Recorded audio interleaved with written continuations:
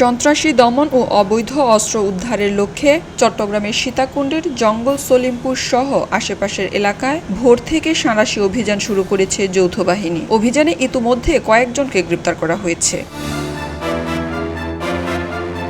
অভিযান অব্যাহত থাকবে বলে জানিয়েছেন চট্টগ্রাম রেঞ্জ পুলিশের অতিরিক্ত ডিআইজি নাজমুল হাসান। ৯ মার্চ বেলা ১১টার দিকে অভিযান থেকে ফিরে সলিমপুরের প্রবেশ মুখে সাংবাদিকদের এসব তথ্য জানান তিনি। এর আগে ভোর ৫টা থেকে স্বরাষ্ট্র মন্ত্রণালয়ের নির্দেশনায় পুলিশ, র্যাব ও সেনাবাহিনী সহ আইনশৃঙ্খলা বাহিনীর সদস্যরা জেলার বিভিন্ন স্থানে সমন্বিত অভিযান শুরু করেন। অভিযানে ৩,০০০-এর অধিক সদস্য অংশ নিয়েছেন। এর মধ্যে সবচেয়ে বেশি সদস্য মোতায়েন করা হয়েছে চট্টগ্রামের সীতাকুণ্ড উপজেলার জঙ্গল সলিমপুর এলাকায়।